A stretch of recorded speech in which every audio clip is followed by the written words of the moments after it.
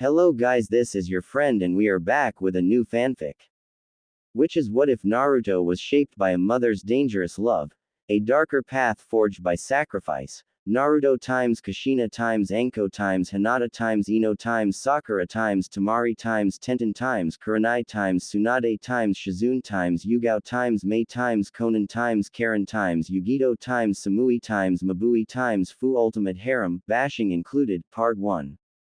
And if you enjoy this fanfic then please press the like button and subscribe to my channel for more fanfic like this.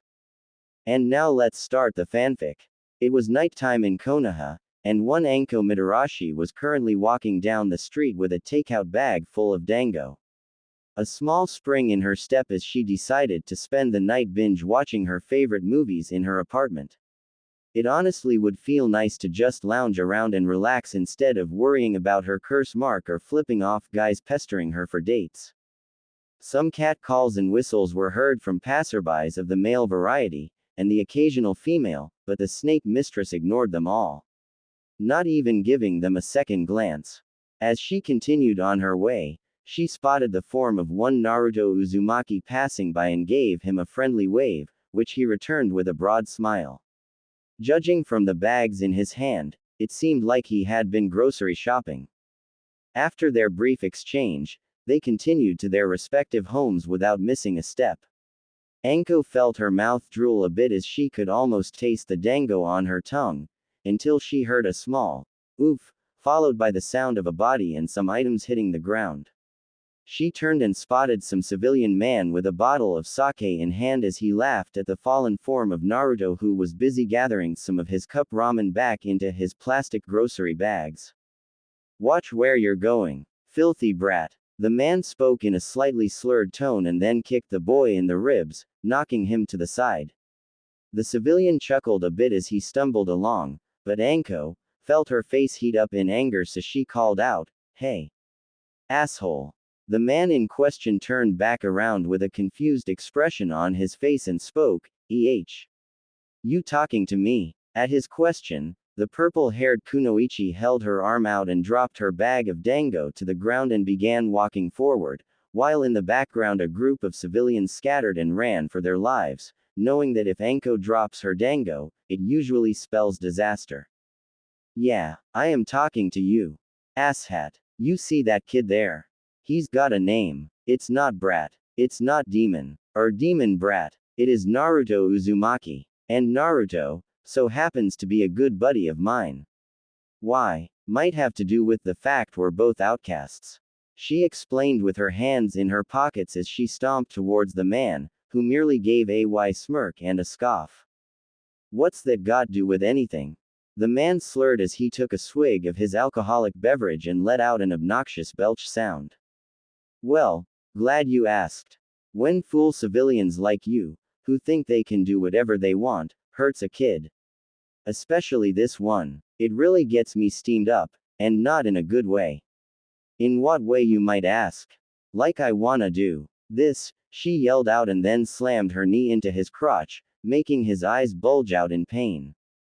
"Or this," she screeched as she ripped the bottle from his hand, and then smashed it into his face, making glass explode in all directions on impact, and even some shards getting planted into his skin and flesh. She then grabbed him by the throat and began to repeatedly punch him in the face, making blood and saliva fly out from the force of the blows, followed by some rotten-looking and yellowed teeth. Once she had beaten the man within an inch of his life, she pulled him to his feet and stared him directly in his nearly swollen shut eyes as she spoke, "You touch Naruto-kun again, and next time, I'll make sure you spend the rest of your life eating your food through a straw. There are things much worse than death. I promise." With her point made, she tossed him to the side of the curb and then kicked him in the ribs, hard. Hard enough to make a small crack noise as he whimpered and crawled to his feet, staggering away. After a moment of catching her breath, she came over to her blonde friend and spoke in concern, "You okay there?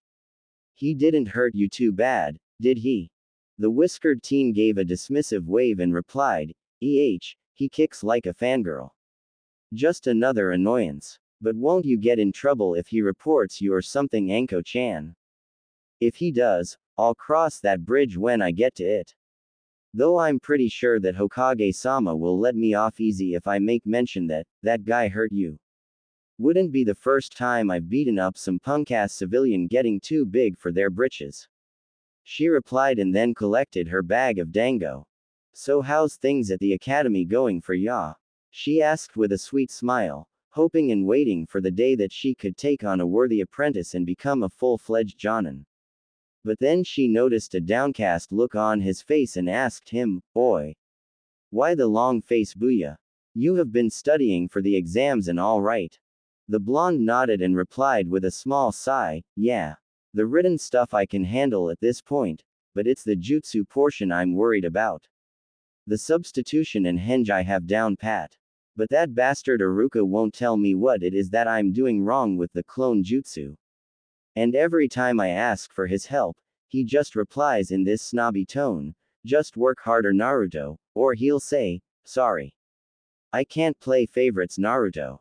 Shit. That asshole. I shoulda known. No wonder you're stuck in the academy with a piss-poor teacher like that. Though I don't think it'd hurt if I gave you a few pointers on what you're doing wrong. Maybe show you a special trick to making stronger clones." The purple-haired woman replied and then affectionately pat him on the head, earning a large smile from him that made her heart flutter a bit. "Really? You'd do that for me? It'd really be a big help for me if I could figure out what's wrong with my clone jutsu." He spoke in gratitude, his smile continuing to grow wider as he now seemed to be bouncing on the balls of his feet. "Sure thing Naruto-kun. I'd do anything for ya. And hey, if any of those civilian assholes are bullying you, you can come straight to me and I'll beat them up for ya. No questions asked. Say, you wanna come over to my place for the night?" She asked him while scratching her cheek a bit with a small blush. You sure that's okay? What about your roommate Kurenai?" The blonde asked her, not wanting to inconvenience the two kunoichi with his presence. "It's fine. I was gonna spend the night bumming around on the couch watching the Princess Gale movies. Kurenai's on a mission for the moment, should be back in time for the genin graduation exams. Besides, I don't think it's safe for you to be alone right now," she replied as she jabbed a thumb in the direction of a passing group of men who seemed to be glaring at the two pariahs, most especially Naruto. "Oh, good point. Seriously though, don't they have anything better to do than try to make my life miserable?" The blonde boy asked with a mildly depressed sigh as Anko retrieved her bag of dango. "Can't be helped. You're a constant reminder of the Kyuubi attack. Lot of people died that night. And instead of trying to accept the pain and move on with their lives, people seem to like having a convenient scapegoat to take their anger out on." "I should know," Anko answered as she rubbed the back of her head with a frown. "Oh, right. The Orochimaru thing and the curse mark. Any cure for that damned hickey been found yet?" The blonde asked with some hope in his voice, knowing full well that the curse mark was both an unwanted reminder of her traitorous sensei and a constant source of pain and discomfort. He couldn't help but notice that Anko bit her lip as he followed her to her apartment, her face taking on a sickeningly green color. Anko. Something wrong. You look kinda sick," the blonde pointed out, snapping the snake mistress from her lapse of attention. "Wah, oh. Well, kinda sorta. There's this guy, Jiraiya, self-proclaimed seal master, that sort of thing. Claims to have a cure for my curse mark," she replied in a somewhat distracted tone as she rubbed the nape of her neck and her shoulder where the mark was located. "Really? Then what's the problem?" the blonde asked with a raised eyebrow as they approached Anko's apartment complex.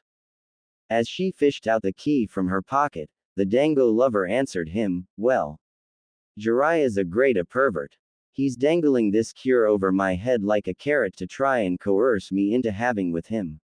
I want to be cured, but I don't know for sure if this cure will actually work, and there's just some things I don't want to trade for anything. Not even being rid of the curse mark." At the end of her explanation, the blonde's face scrunched up as he spoke flatly, "The bastard's blackmailing you for. That's just disgusting. Can't you report him or something?" At the end of his question, Anko unlocked the door to her home and ushered the blonde inside, locking it behind them. Thought about it. I really want to, but it's way more complicated than that. I am kinda stuck right now and I'm not sure what to do about the pervy asshole. It'd be my word against his with the sandame anyway. She muttered the last part in frustration, her fist tightening into a white-knuckle grip. What was that last bit? I didn't hear. Naruto asked as he placed his groceries on the kitchen counter, wondering what his best friend was talking about under her breath. It's nothing. Forget about it. Anyways, let's just enjoy the night, yeah. Anko replied with a broad smile, putting on her usual boisterous mask which didn't go unnoticed by the blonde, but he chose not to comment on it, instead deciding it was better just to have some fun instead of talking about depressing stuff. Appreciating his understanding since he wasn't going to pressure her on the subject, she placed her bag of dango on the table resting in front of the couch and then popped in the first Princess Gale film to start off their movie night. With that done, she plopped herself down on the couch with Naruto following right behind her. As the opening scene and credits of the movie played, Anko muttered just loud enough for her friend to hear, "I'm glad you're my friend Naruto-kun. It means a lot to me." The truth was, Anko was very much in love with Naruto, even though she couldn't admit it out loud at this time, not to mention there was something of an age difference, but it wasn't that wide a gap. And if he became a genin, then he would also become a legally registered adult according to village laws. Still, he was so young and innocent, and somewhat dense when it comes to romance, so she didn't want to force her feelings onto him until he'd matured a bit more. Same here. I don't think I would have made it for very long without you. You've done a lot for me over the years, Anko-chan. I promise to someday find a cure for your curse mark. And if the one this Jiraiya guy claims to have is the real thing, then I'll just beat it out of him. His promise earned a small giggle from her, but she nodded in appreciation all the same for his enthusiasm. At last, things started to move along in their film, so they continued to enjoy each other's company as Anko opened her bag of dango and alternated from popping one in her mouth, to placing one in her favorite blonde's waiting mouth. Kushina-sama, I'll look after your son for you. No matter what. She thought silently as she fondly remembered the woman who had taken care of her after Orochimaru's betrayal. Anko then smiled warmly, feeling utterly and truly happy right now in Naruto's company. His happiness, love, and affection meant everything to her. And no one, not on Kami's green earth, would dare bring harm unto him if she had a say in the matter. No one. For years she had suffered in the village ever since her former sensei had abandoned Konoha and left her for dead after using her as a guinea pig for his curse mark.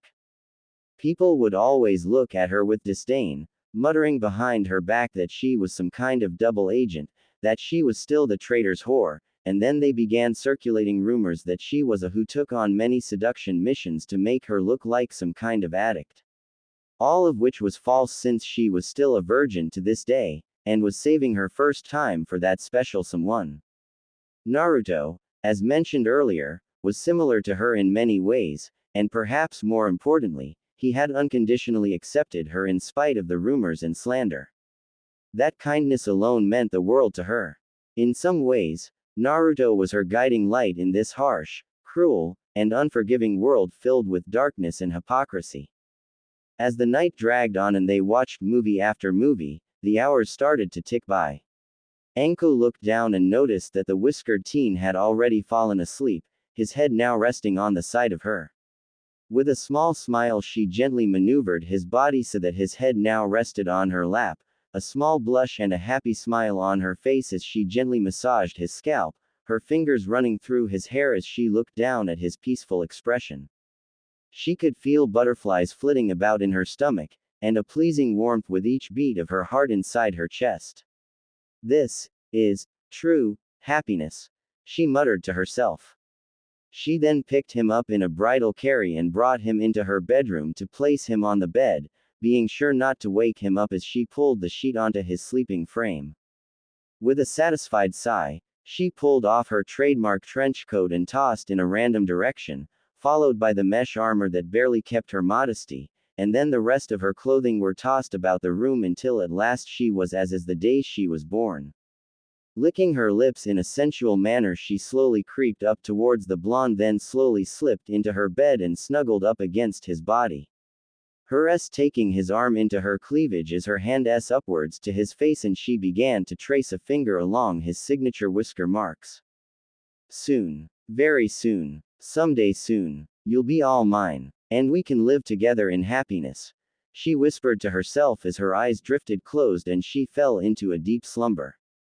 For some reason, whenever she slept with Naruto like this, it felt like she could forget the scorn of the village, and the pain caused by her curse mark would melt into nothingness. It was in moments like these that she felt truly happy. The next morning, Anko's eyes fluttered open as she stretched her limbs with a yawn, groaning a bit in disappointment that Naruto was no longer in bed with her. Instead, there was a note on her nightstand. She picked it up and read the words on it. Sorry for leaving you, Anko-chan, but gotta get to the academy on time. Could you please hold on to my groceries for a bit till I come back to pick them up? Would be appreciated. P.S. Your tits are as soft as ever. She couldn't help but giggle at that last part as she got up, her nose scrunching up as she caught the familiar scent of coffee. Raising an eyebrow, she left her bedroom and found her roommate Kurenai sitting at the dining table while sipping at a mug of coffee. Morning. I met Naruto on his way out. I see you invited him to stay the night, again. And you slept with him, again. The crimson-eyed woman spoke in a flat tone of voice. Yeah, I didn't see the harm of letting him stay. And come on, it's not like I do anything nasty to him. We just cuddle, and he actually likes it when I am. Anywho, you're back a bit sooner than I expected. Anko noted as she sat across from the Genjutsu mistress, the Dango lover having a happy expression on her face. Anko, we need to have a talk. A serious talk, Kurenai stated as she pushed a second mug of coffee in the snake user's direction. The purple-haired woman picking it up and taking a sip before asking in a lazy tone, about what? I am a bit concerned about your relationship with Naruto. I know about your feelings for him, and I don't think that pursuing a relationship of the romantic kind would be very good for you. Kurenai stated in a more gentle tone of voice, and then seemed a bit saddened as her friend was now glaring at her. Excuse me, Nai-chan, I love you like a sister. You've always been good to me, and had my back whenever I needed it. Hell, I even held my tongue and quietly supported your relationship with Asuma. But you can't do the same for me and Naruto-kun. He's a good kid. He's sweet, gentle, understanding and... Anko began to list off but was then cut off by her friend. And still a child. Anko, you're an adult woman. I know how much you care for him, but you have a nasty habit of being rather clingy. And your obsession with him has become somewhat unhealthy. Shouldn't you try and find someone more age-appropriate? Someone you can truly be happy with? The crimson-eyed woman asked with a worried expression, trying not to push Anko's buttons in the wrong way since she was known to be hostile when matters involved Naruto Uzumaki. I tried. I did. I went on a few dates here and there. All of them kept giving me this look. Like hungry dogs eyeing a piece of meat. They all wanted the same thing. All they wanted was to try and me because I'm the so-called snake whore. But Naruto's different. He doesn't look at me that way. And whenever I'm around him, these feelings well up inside me. And I just can't picture myself with being anyone but him. So what if there's an age gap? It's not that wide anyway. I'm not some old granny with a foot in the grave. The snake mistress argued as she slammed her fist down on the table. He doesn't look at you like that because he doesn't understand what it truly is you want with him. He is a boy still going through puberty, and sure he is taking notice of girls and women, but he is still ignorant when it comes to UAL relationships. If you try to push your feelings onto him and have with him, then you could.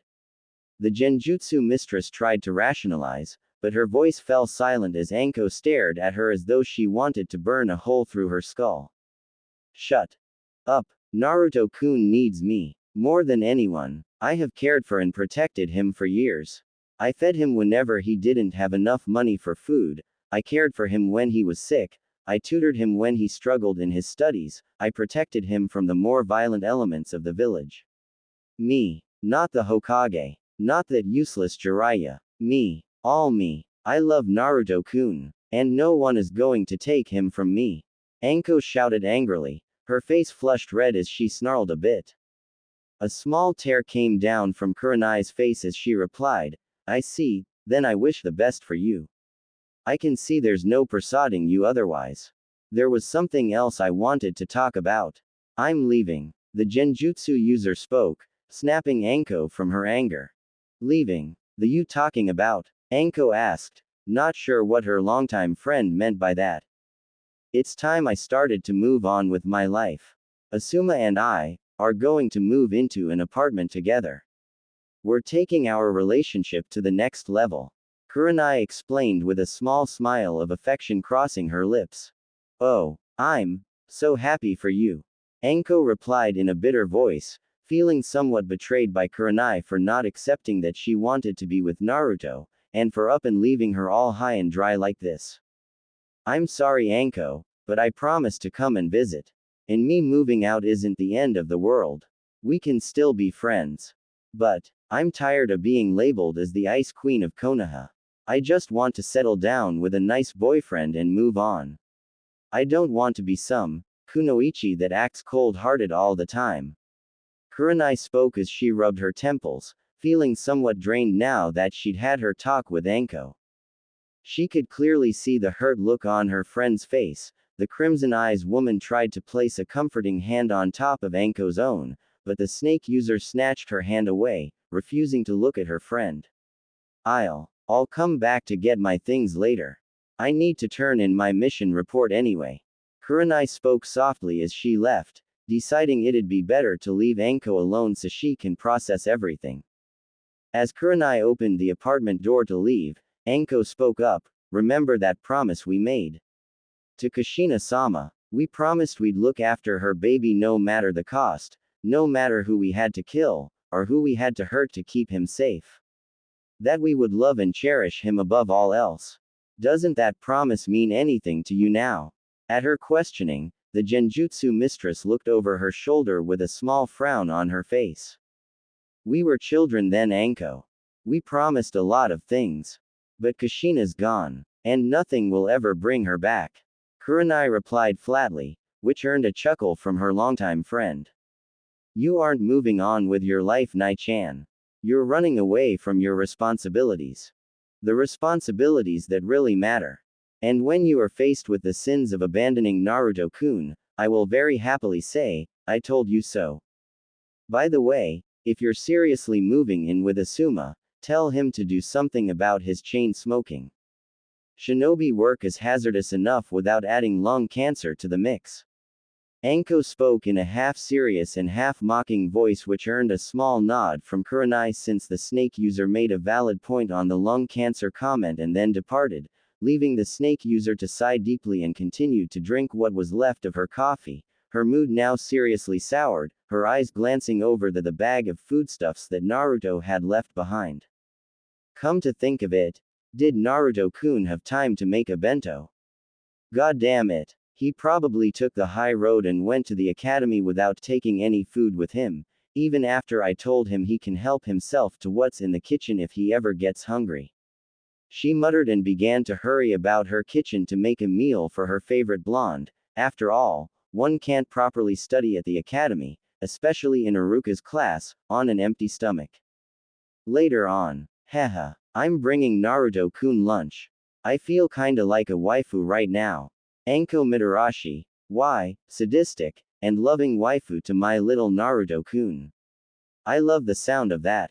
Anko muttered to herself happily, her previous anger against Kurenai now forgotten as her mind now seemed solely focused on the Kyuubi's container. As she neared the academy she stopped for a second as she heard what sounded like arguing, and one of the voices definitely belonged to Naruto. Peering around the corner of the academy's gates, she spotted the whiskered teen in some kind of argument with one Sakura Haruno. Hey, Don't speak that way about Anko-chan. Naruto shouted, making the snake user raise an eyebrow, wondering why she was the subject of their argument. I can say whatever I want about her. And don't think that I don't know what's going on here. You're just trying to make me think that you have a fetish for older women so that I'll get jealous and try to prove that I'm much more of a woman than that snake whore.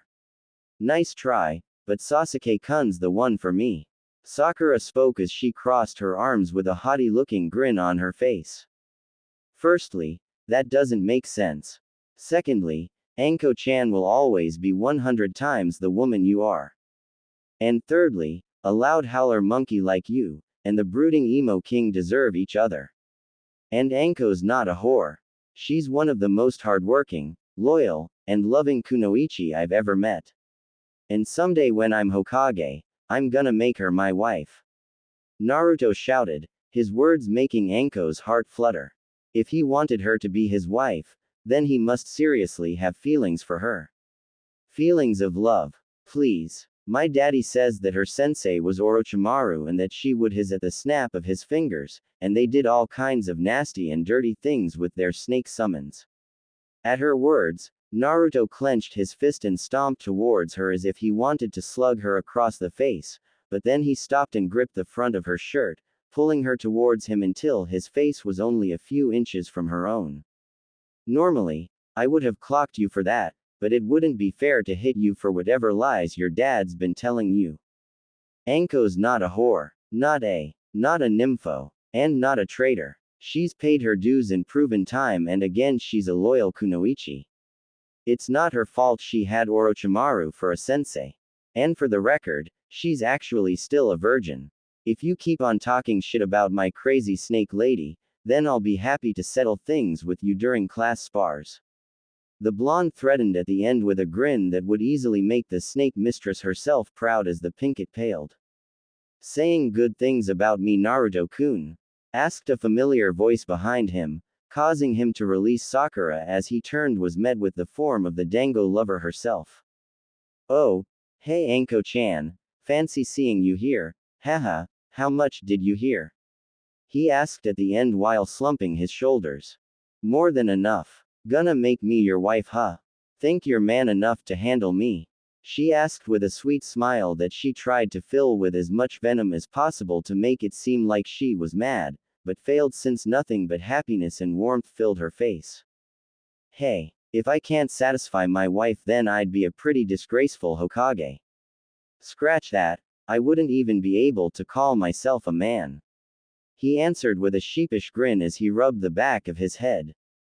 Oh, you been reading up on the birds and the bees or something behind my back? She asked while lightly punching him on the shoulder, making him shrug in response as if to say, maybe. Oh, by the way, what brings you here? He asked her, finding it a little strange that she would come to the academy of all places. At his question, the purple-haired woman held out the bento she had made for him and he took it from her hands, now realizing why she had come. You made a bento just for me? He asked with some tears welling up in his eyes. Told ya I'd do anything for ya, was her reply, a somewhat smug grin on her face as Naruto took her by surprise and wrapped his arms around her neck, pulling her into a kiss. Her eyes widened in surprise, then slowly closed in bliss as she returned the kiss. Meanwhile, inside her mind, a chibi Anko was dancing waving around a sign that said, Victory. She was a little sad when they had to break the kiss, but the need for air made it necessary. Then suddenly, Anko got an idea as a light bulb seemed to blink over her head. Naruto-kun, there's something I wanna talk to you about when you get out of the academy. She spoke, planning on inviting him to live with her in her apartment since Kurenai was moving out.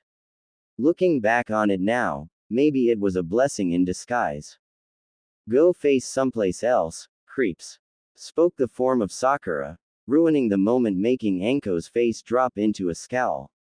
She then put on a sickly sweet smile and turned to the pinkett, slowly stepping towards her almost like a feline ready to pounce on its prey. Listen to me, very closely Haruno-san. Naruto-kun is the most precious thing in the world to me.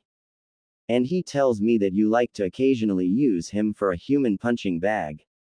If I learn of your continued abuse towards him, I promise to kidnap you, lock you away somewhere where nobody will ever find you, no matter how much you scream.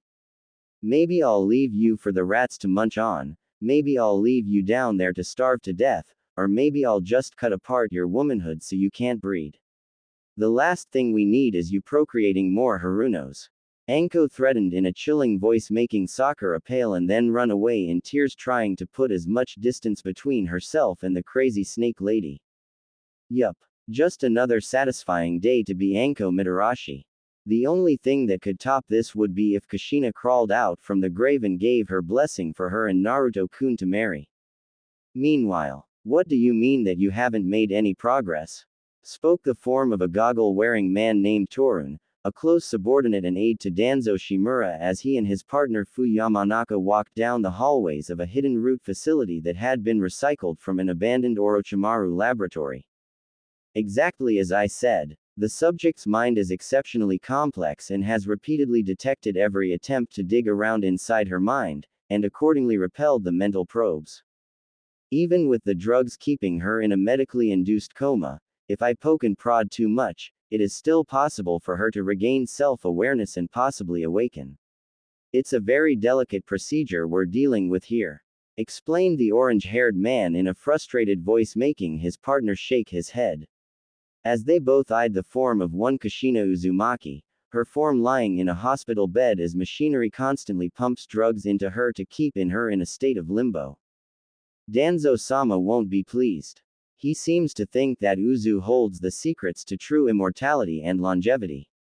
Torun muttered as he crossed his arms. Might be a kernel of truth to that belief.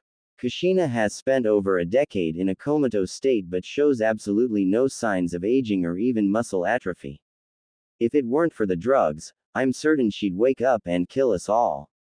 And that wouldn't be the worst of it. Fu spoke with a shudder. Not the worst. This is Kushina, the evil Uzumaki we are talking about. Back during the wars, she was known to scalp her victims for fun. She tortured, maimed, burnt, crucified, castrated, dissembled, and beheaded people every single day and laughed about it all like it was a joke. What could be the worst thing she could do? Torun asked skeptically, fully aware of the woman's ferocious reputation. She could become the Hokage. The orange-haired man replied as his face paled in terror, causing his partner's mouth to drop open for a moment before he nervously nodded in agreement at the thought. Hiruzen Sarutobi was currently little more than a glorified paper pusher at this point of time in his old age, but if the likes of Kushina took over, then she'd steamroll her way over everyone just to get what she wanted, without care of consequence. Unknown to them, a small smirk crossed Kushina's face, and her hand twitched slightly before clenching into a fist. Later that day, Sakura Haruno growled as another school day had passed and Sasuke had still ignored her. And now Naruto seemed like he was going to ignore her just as well for some old whore. Freaking stupid dead last, what's that Anko bitch got that I don't? The Pinkett muttered angrily to herself as she cut through an alleyway to get home as quickly as possible, until she bumped into someone who rounded the corner, causing the fangirl to fall to the ground. Nice tits. Great questionable but wise sense of fashion. And a badass can-do attitude. What you got going for you, Pinkie Pie? Asked the form of Anko, who was now standing above Sakura with a wry grin. The Pinkett sighing in frustration as she got up and dusted herself off. The hell do you want now? Wait. Were you following me? Sakura asked, feeling it was kind of staged how she just randomly bumped into the snake whore again. Maybe a bit. There was something I forgot to tell you. Something that I couldn't say in front of everyone else at the academy, especially Naruto-kun. Anko replied in a jovial manner as she walked towards Sakura with an exaggerated sway to her hips. Oh yeah, what's that? The fangirl asked while swallowing a lump in her throat as she slowly backed away, feeling far more in danger than ever before in her sheltered life as the only daughter of the Haruno family. Here's the thing. I want to take Naruto-kun as my apprentice when he graduates, of which, I shall personally guarantee this time. Problem is, the Sandame says that if I did that, then there would be one less student and then there'd be the issue of an incomplete team. And most unluckily, there aren't any stand-ins. So my request for an apprentice was sadly denied. Anko explained as her grin became wider and wider until it seemed like the corners of her mouth were ready to tear open. And, the heck does that have to do with me?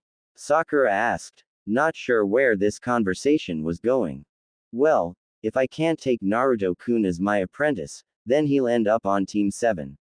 Which is traditionally made up of the class's members with the lowest and highest scores, and the top-ranked kunoichi. In essence, you, Naruto-kun, and Sasuke. The only solution to fixing this issue is, you need to vanish for a little while. Anko replied in a cheerful voice as she put her hands on her hips. Versus. Vanish. Sakura whimpered out in confusion, then out of nowhere, a pair of arms wrapped around her neck and a rag was placed over her mouth. She tried to scream and call for help, but nothing but muffled yelps came out. Anko sighed as she watched with a blank and dispassionate expression as she casually pulled out a stick of gum then popped into her mouth. Sakura's struggles grew quieter and quieter until finally she passed out with a small moan. Thanks for the help, Yugao-chan. Anko spoke to a Neko-masked Anbu with purple hair who was now carrying the pinket over her shoulders as though the girl were a sack of potatoes. If it's for Naruto-kun's benefit, then of course. What do you want me to do with the girl? I could chop her up into tiny pieces, have Hana-chan feed the meat to the dogs. No one will ever know. The Anbu captain offered, her voice having some sadistic pleasure to it. Thought about it. But she might be more useful alive. This little brat is Kazashi Haruno's kid, and his only meal ticket to get his grubby fingers into the Uchiha fortune.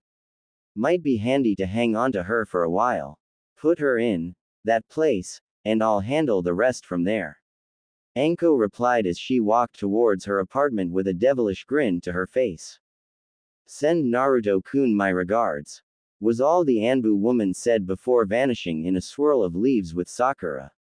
After a few minutes of walking, the snake user arrived back at her apartment where Kurenai seemed to be gathering the last of her personal belongings, the crimson-eyed woman having a saddened expression on her face.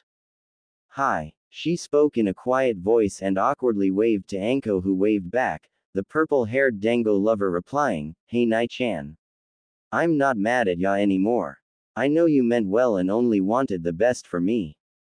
But, this stuff with Naruto-kun is something for me and him to settle. And, just earlier today, I learned that he actually cared for me in that way. So, Anko left the sentence hanging, knowing that Kurenai got the picture. I see. I am sorry for being so pushy earlier. I just didn't want you to make some foolish mistake and get hurt over it. I remember when you first came back after getting branded with the curse mark, you were so gloomy and despondent. You barely ate or slept after that, and I didn't want you to have a second experience. If you and Naruto-kun can have a life together, I truly wish you the best. The genjutsu user spoke with a small smile, hoping to make amends before departing. Ah, just like you. The protective big sister type. Well, don't worry about me Nai-chan. I can handle myself. I ain't some naive tween anymore. Anywho, you look out for yourself okay? And, I like to keep an open door policy, so if you need a hand or a place to crash, gimme a holler. The dango lover offered and was then pulled into a hug by the crimson-eyed woman. The two sharing a chaste kiss before Kurenai picked up her belongings. I left my key on the kitchen counter with a bag of your favorite dango, call it a goodbye present. I'll be seeing you again soon Anko-chan. I hope you find a good roommate. With that said, the genjutsu user walked away feeling that they'd cleared the air. It was at this moment that Naruto had arrived and saw the form of Kurenai leaving, making a puzzled expression appear on his face as he approached his best friend and crush.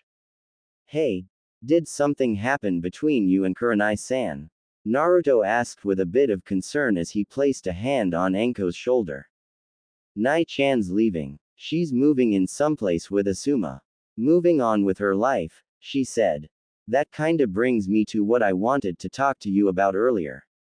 I'm in the market for a new roommate, and I think you'd make a good candidate. She answered with a toothy smile, making Naruto's mouth drop open. Me? You want me to live with you? He asked, feeling his heart thundering in his chest from pure happiness at the thought of living with Anko. He could finally move out of his crummy apartment and into someplace way better, the same place as his crush no less. Sure I do. Hell, you practically live here anyway. She exclaimed and then patted his head affectionately. A somewhat fiendish grin came on her face as she continued to speak. I just have a few rules. 1. In our apartment together, we spend our days inside our home together in the. 2nd, you will refer to me from here on as Anko-sama or Sensei since I plan to take you as my apprentice. 3rd, I want you to live as happily as possible. If there's something you ever need to discuss with me, if you ever need anything, or if you just want a warm body to cuddle with, you just let me know. Deal. At that, he nodded his head and replied, You've got a deal, Anko-chan. But, do we really need to be all the live long in our apartment together? He asked with a large blush. He always knew that Anko was kinda perverted, but this seemed a bit excessive. Ah, come on. My apartment, my rules. Besides, I cuddle with you in the, so what's the big deal? And one other thing. You used Chan, not Sama. Anko-sama's going to punish you now. She spoke in a jovial tone as she grabbed him and pushed his face into her chest, earning some muffled yells since he couldn't breathe between her s. Eventually he gave up his struggles and sighed between her s.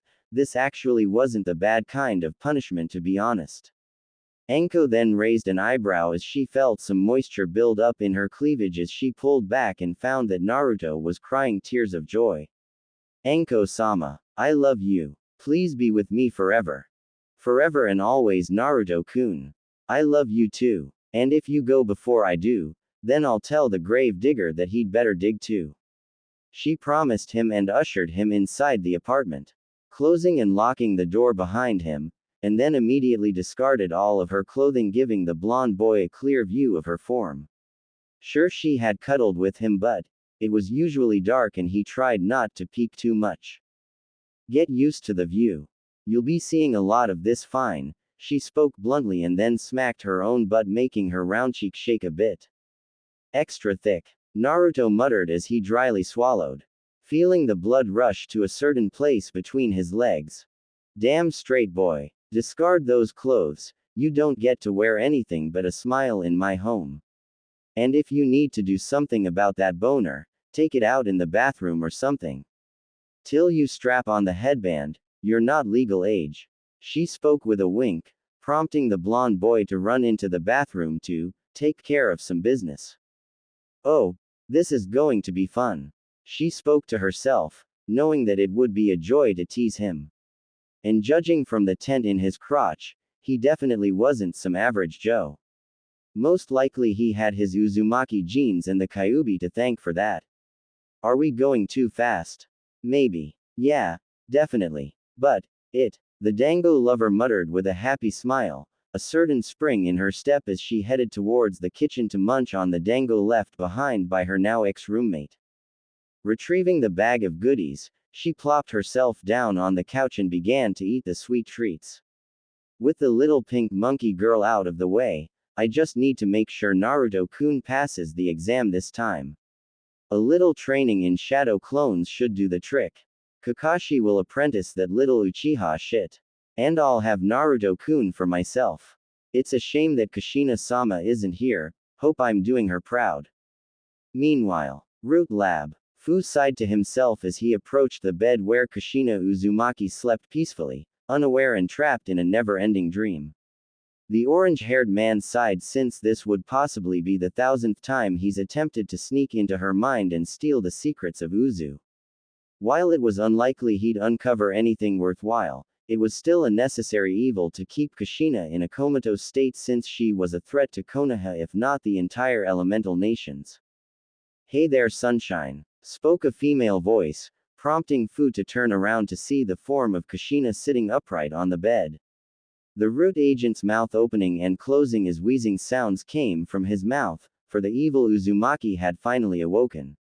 Then in a flash of movement, Kushina cut open his throat with a scalpel, making blood leak down his neck as he clutched at the wound, falling to the floor as he gasped and choked on his own blood.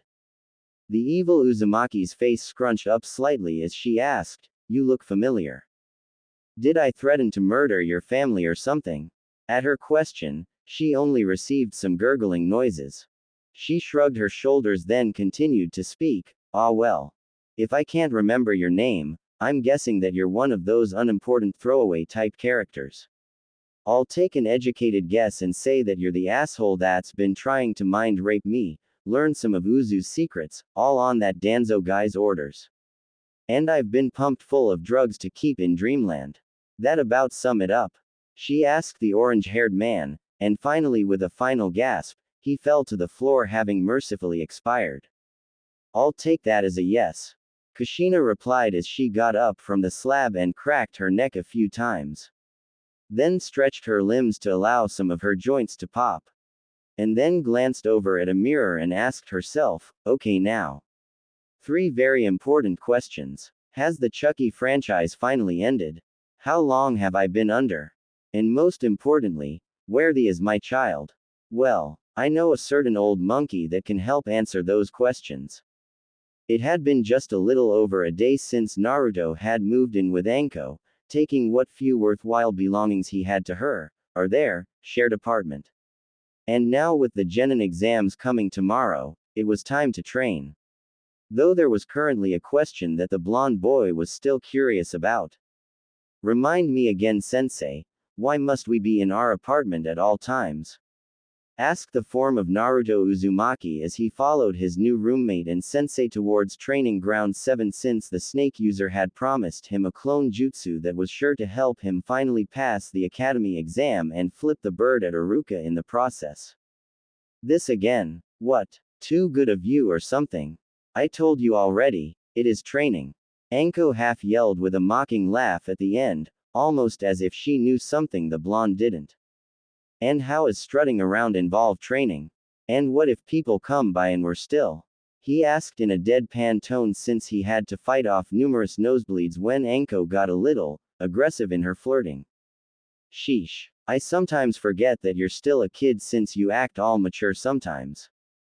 We can just put on a henge to hide our then slip away into the bedroom for a minute to throw on some clothes.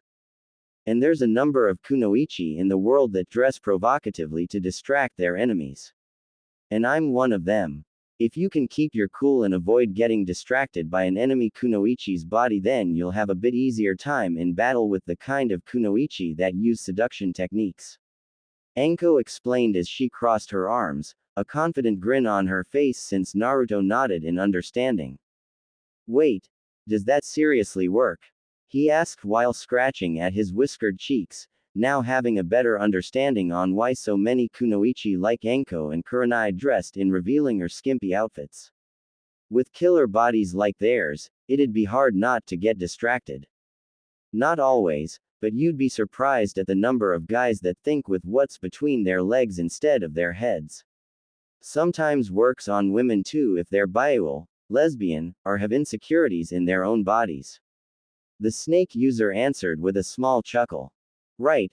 So what's the jutsu that you're going to be teaching me?" Naruto asked, hoping to move things along, plus he was feeling both excited and impatient at the prospect of finally leaving the academy and learning a new jutsu. Okay. Hold your horses. It's called the Shadow Clone Jutsu.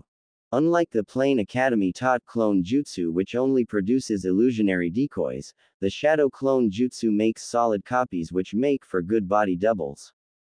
One of the most useful aspects of the Shadow Clones are that when they dispel, whatever they learn is transferred to the caster. So this technique is good for scouting and infiltration.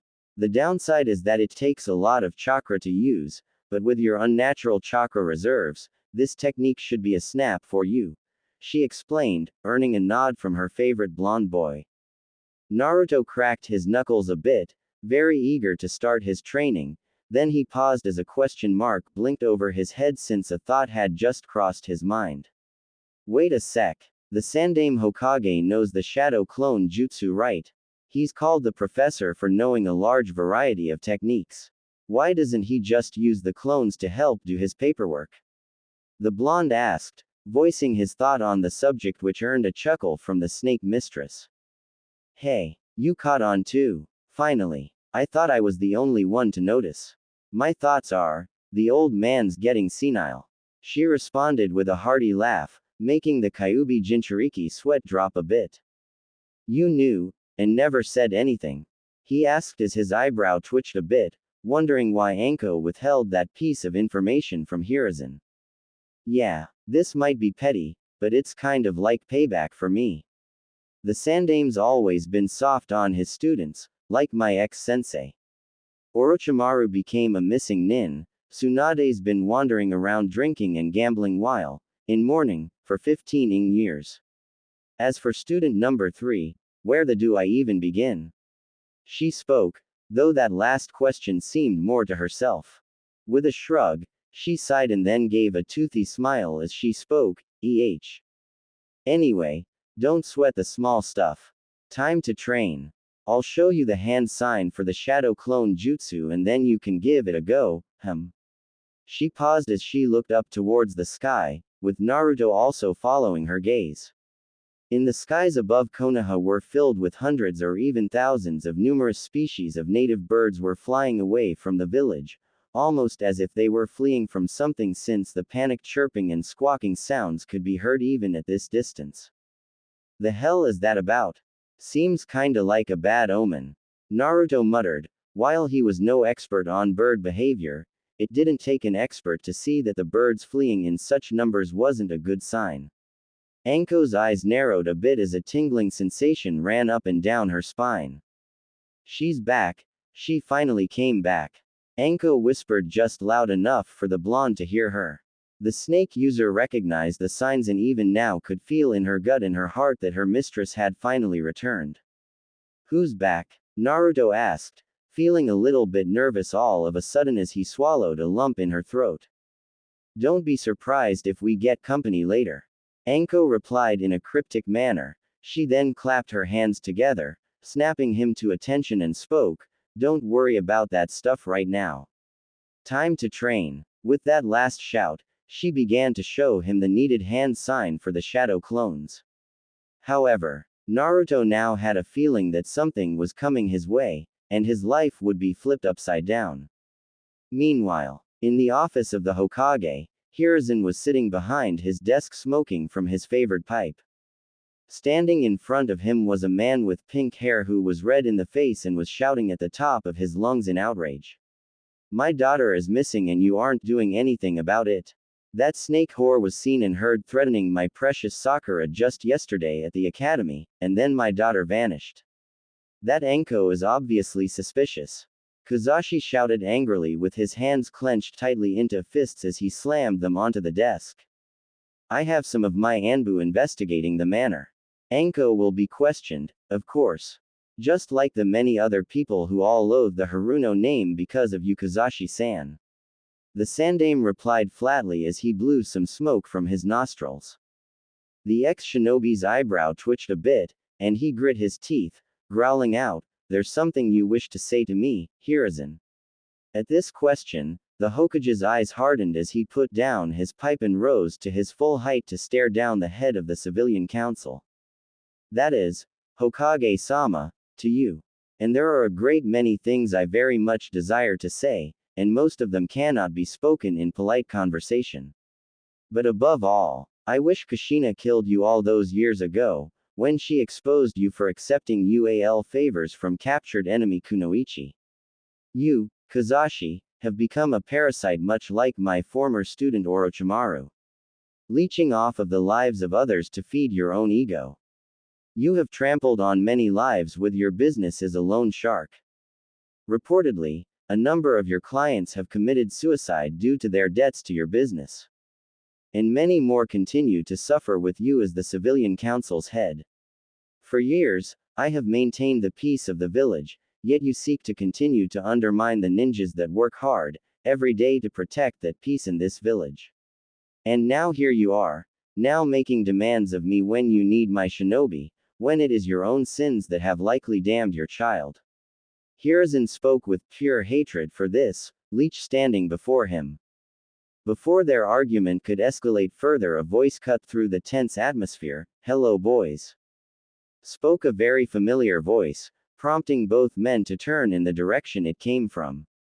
And saw the form of Kushina Uzumaki herself, standing in the doorway with a rust-covered katana resting on her shoulder.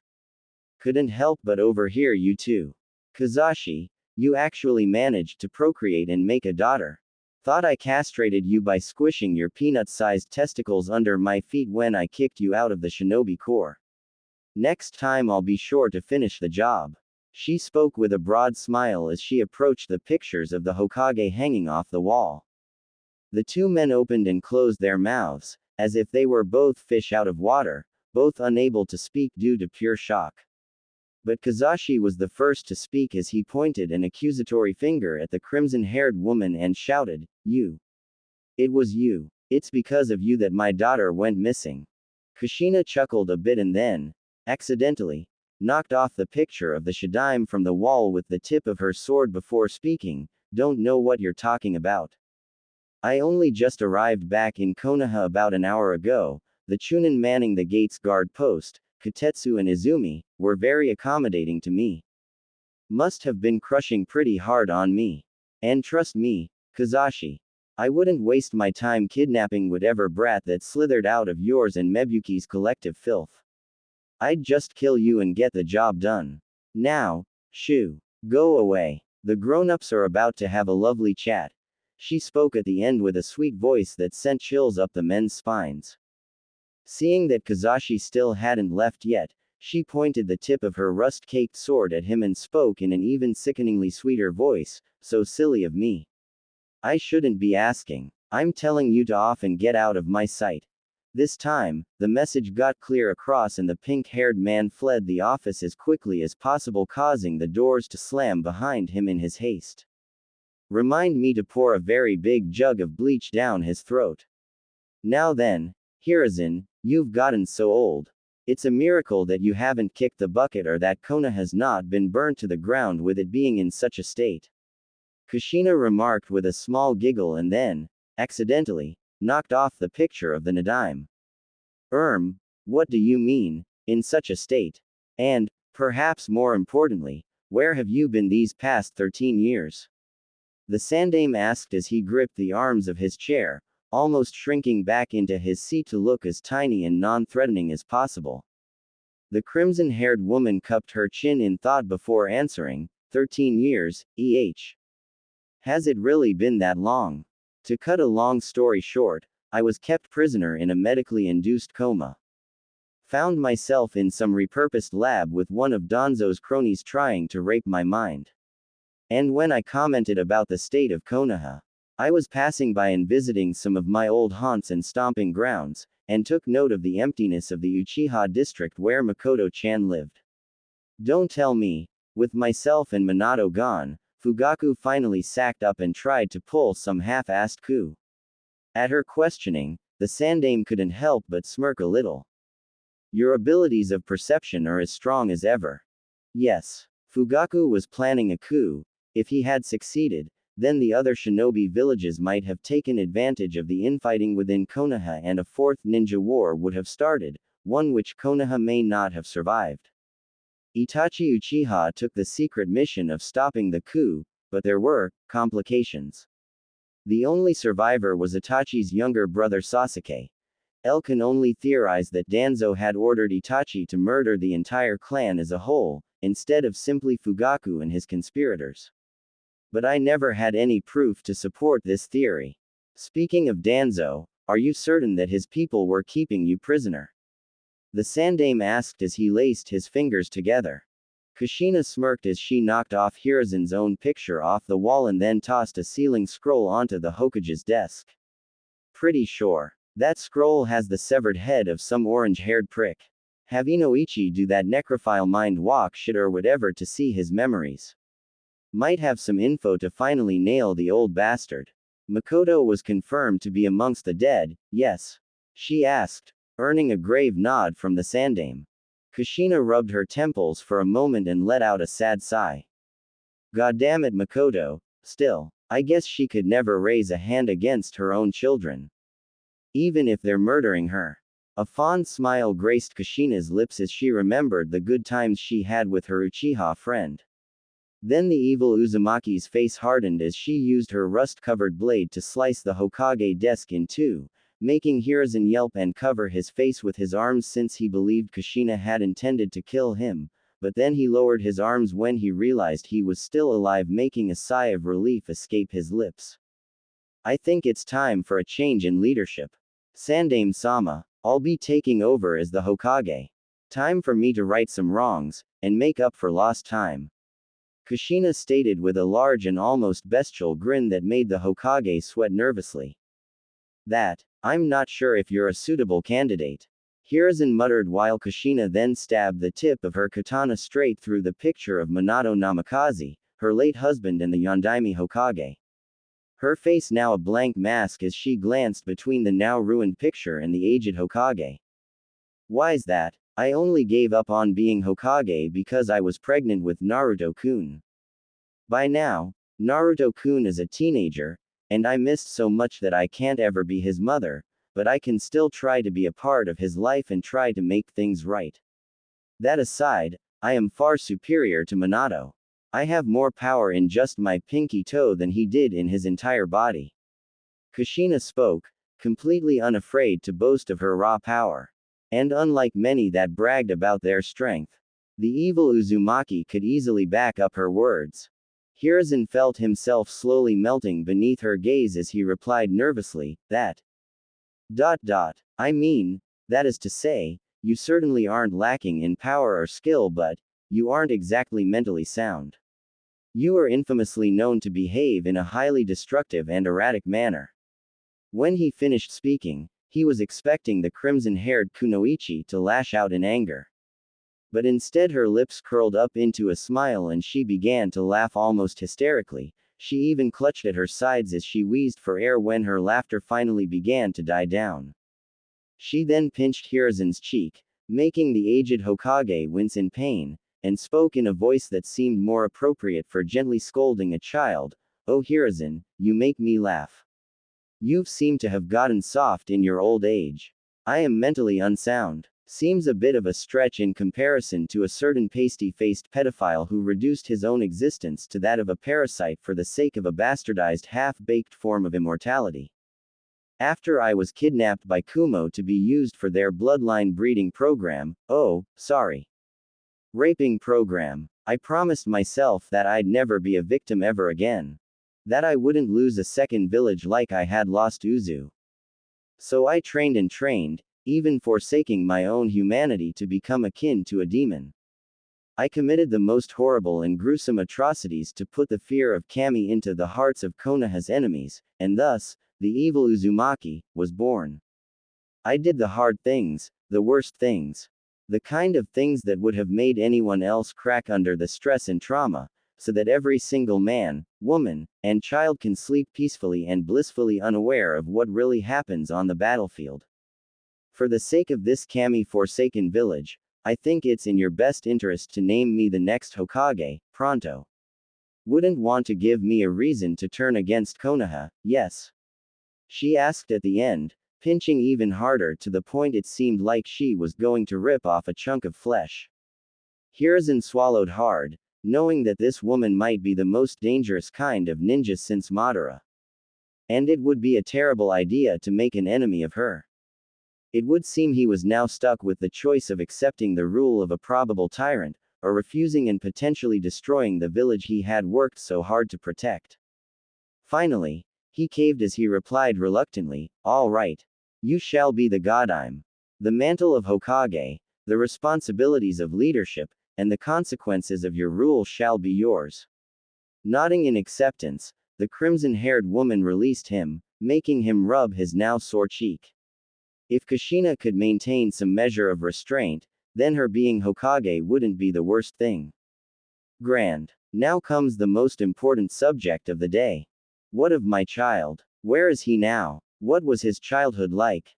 Tell me everything. And if you dare lie to me, and I discover the truth from my child, then I'll be very happy to shove this here sword right where the sun doesn't shine. You know why I like to use weapons covered in filth and rust. If wounds caused by rusty objects or weapons are not cleaned and treated properly, then it can lead to serious infection, even death. Most especially if one isn't up to date on their tetanus shots. When's the last time you got yours? Kushina asked, and threatened in a not so subtle manner, which caused the Hokage to sweat nervously since he couldn't remember. Word has recently spread that both Anko Mitarashi and Naruto have just begun living together, and are likely romantically involved. Much of Naruto's childhood was a lonely existence, and on occasion a stupid and/or drunken civilian would assault or bully him. But Anko took it upon herself to protect him over the years and helped greatly in relieving his loneliness, even going out of her way to make sure she stayed and took missions within the village as much as possible. I do not know how, but somehow Naruto-kun's status as the current Jinchuriki was leaked to the general public. And with the village still in chaos after the Kyuubi attack, I was unable to find the leak before whoever the mole was able to cover their tracks. So I made it a law making it forbidden to discuss Naruto's situation, especially to the younger generation. However, it seems in my efforts to protect him, I likely did more harm than good in the long run of things. Hiruzen explained, rubbing his temples with a tired sigh at his failure. Tried to make the best of a bad situation. Guess even being Hokage, you can't control the hearts and minds of the people. What about Jiraiya? Minato begged me down on his knees to allow the frog Sannin to be my child's godfather. The evil Uzumaki asked with narrowed eyes, already knowing that she wasn't going to like the answer. Jiraiya has had absolutely no contact with Naruto. I doubt the boy even knows he has a godfather. Hiruzen answered bluntly, and then felt his heart race as the atmosphere became dark and oppressive. Like the very air itself was pressing down on him and threatening to crush him. A small, tch, sound came from Kushina, causing the windows to shatter into thousands of pieces. I always knew that pervy little frog couldn't be trusted.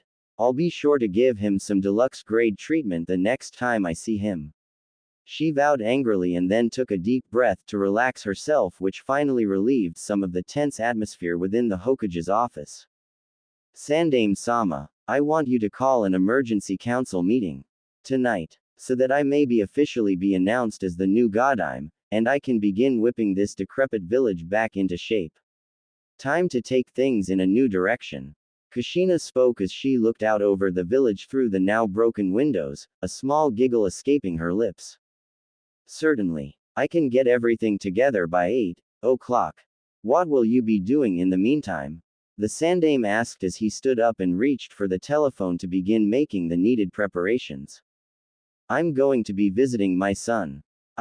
There's a lot that I need to explain to him. Anko's still living in the same apartment, right?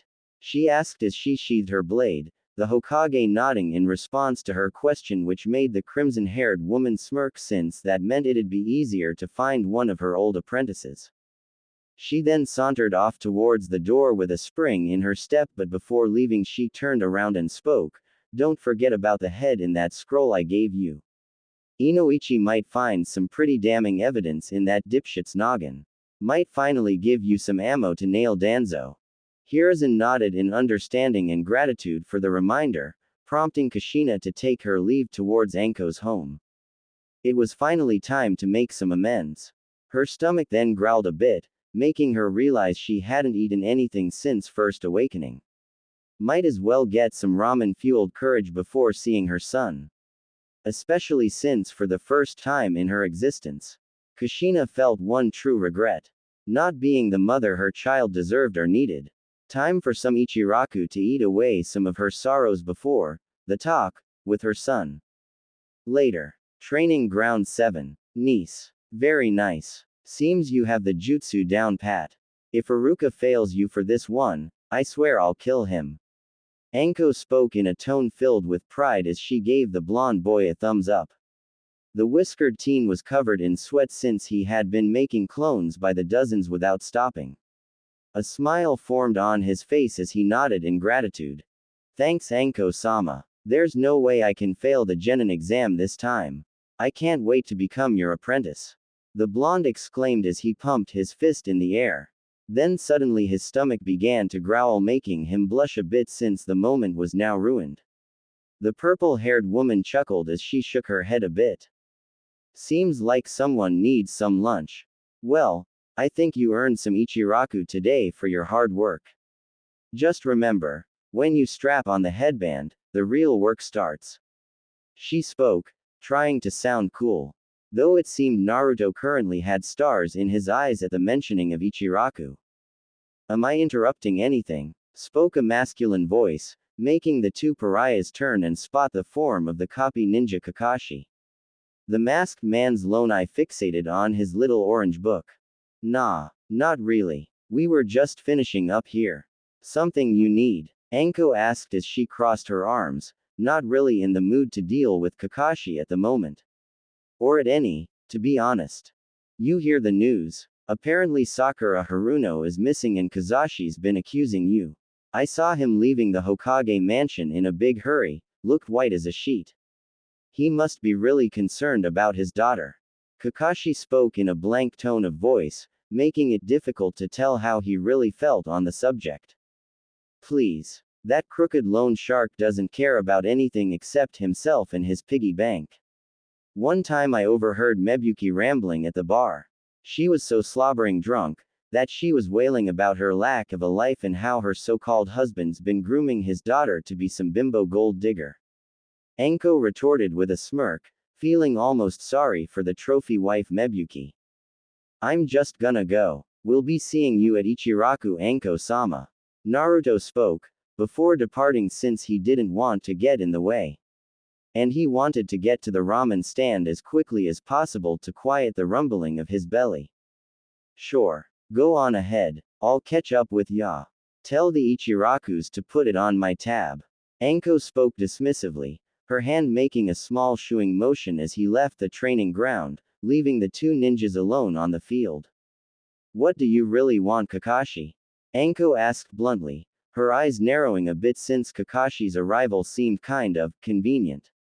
Almost like he purposefully arrived once she was finished Naruto's training for the day. Couldn't help but notice something. Word is that you publicly threatened Sakura at the academy, then shortly thereafter she just up and disappeared. Not to mention, with the genin exams around the corner, there's now one less student, so there's an imbalance of teams. Now I'm being asked to apprentice Sasuke Uchiha since Team 7 can't be a full team without Sakura, while you have been repeatedly requesting Naruto to be your apprentice. Kakashi explained as he looked up from his smut-filled book, his lone eye narrowing. And, Naruto-kun needs me to be his teacher. Even if Team 7 was put together, you'll no doubt spend all your time kissing up to Sasuke to even bother training your other two students. And even then, you'll just be wasting their time with teamwork exercises. Anko spoke flatly, then she decided to walk away and join up with Naruto before her mood was soured even further. He needs you, More like you seem to need him. Seems to me that your relationship with him might turn a bit sour due to your obsession. Kakashi spoke in a whisper, only for Anko to turn around and march over to him. Snatching the Icha book from his hands before he could even react. The do you know about love? You just waltz around reading this trashy smut instead of looking for a meaningful relationship. Don't you dare judge me when you don't know shit. Anko stated and then started to rip out the pages of the book, making Kakashi freeze up as his lone eye widened to the size of a dinner plate. The snake mistress then threw the book to the ground and stomped on it, grinding it beneath her foot until the spine broke. That was an autographed, Limited edition. Kakashi muttered almost brokenly as he sank to his knees, his lone eye filled with deep despair. The snake user then grabbed his Jonin vest and pulled him towards her, till his face was but inches from her own. And another thing, you don't get to play the concerned guy act. You were Minato's student. You're probably the closest thing to an Uncle Naruto-kun has, and yet you have your head up your own fawning over some little Uchiha brat. If you try to get between me and my Naruto-kun, I will crush that damn Sharingan eyeball you're so proud of. She warned him, and then released him from her grip, allowing him to mourn over his ruined porn. Stuffing her hands inside of her pockets, Anko marched off to meet up with Naruto. And at the same time, she made a mental note to swing by Sakura's prison to feed her. The Pinkett wouldn't be of much use if she was dead, assuming she even had a use. Ichiraku Ramen Stand. At long last, Naruto arrived at his destination, his mouth watering at the thought of Ichiraku Ramen, and the smell of it made his stomach growl all the more. As he was about to enter, he noticed that the closed sign was up, making the Kyuubi Jinchuriki tilt his head in confusion. He leaned down a bit and saw a lone woman sitting alone slurping down ramen like she hadn't eaten anything in years, and he could even see the Ichirakus busying themselves with cooking ramen. Wanting to know why the closed sign was up, the blonde called out, "Oi! Old man Tuki, Ayame Nichan, what the hell gives? Why are you closed when there's someone in there?" When he finished yelling, a small yelp came from inside the stand as Ayame Ichiraku came out from the back and then placed her hands on his shoulders to quickly turn him around and push him away from the stand. "Sorry Naruto-kun, but a very important customer just arrived and specifically told us not to let anyone else inside till she was finished. I'll spot you some free ramen later, okay?" Ayame spoke in a very hurried voice, like she was trying to make the boy leave as quickly as possible. Before the whiskered teen could even protest, a female voice called out from inside the stand, "Oi! Let him in. He can join me." At her order, Ayame let go of Naruto and quickly ushered him inside, making the blonde wonder why the ramen waitress was acting so nervous and jittery. When he entered the stand, he saw what could only be described as one of the most beautiful women he had ever seen, especially with her vibrant crimson hair. On a scale of 1 to 10, she'd definitely be a 12. There was even a pleasant aroma about her consisting of foxes and ramen. "Sit down Naruto-kun." The mystery woman spoke, gesturing to a stool next to her, prompting the blonde to accept the invitation as he sat right beside her. His eyes widened a bit when he saw all the empty ramen bowls pushed to the side, showing that she had a love for Ichiraku that rivaled his own. "How do you know my name? And how did you even know I was just outside?" he asked, feeling like he knew this woman from somewhere. A feeling of familiarity overcoming him as he couldn't help but take in her luscious form, a small blush forming on his cheeks.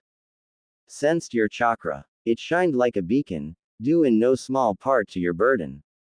Makes you stand out. And I think I'd know the name of my child," she responded as she slurped up some ramen, her face nothing more than a calm facade.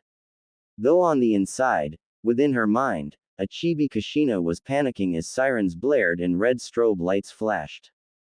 "Your child? Just who the hell are you?" Naruto asked, almost dreading the answer as his mind ground to a halt. He wanted to deny it, he really did. But he needed to hear it from her own mouth. "Tuki, Ayame, why don't you take a break for a bit?" the crimson-haired woman asked, prompting the father and daughter pair to nod and slip into the back to give the two some privacy. The stranger's violet eyes then met Naruto's sapphire blue orbs, her eyes filled with sadness and longing as she continued to speak. "There's no easy way to say this, so I shall just have to say it. My name is Kushina Uzumaki, and I am your mother. I gave birth to you on October 10th, and I was the Kyuubi container before you." After her introduction, the blonde felt a pit in his stomach and his mouth and throat seemed to dry up. Something in him snapped as he wrapped his hands around her neck and screamed, "Where were you? Where were you all these years? Why did you come back now?" he demanded, numerous emotions flooding him. Anger, pain, sadness, frustration and confusion. Normally, if someone put their hands around Kushina's throat, she would have curb-stomped them. But this was her child. She grabbed his wrists and then gently pulled his hands away as she replied, "I know you're angry.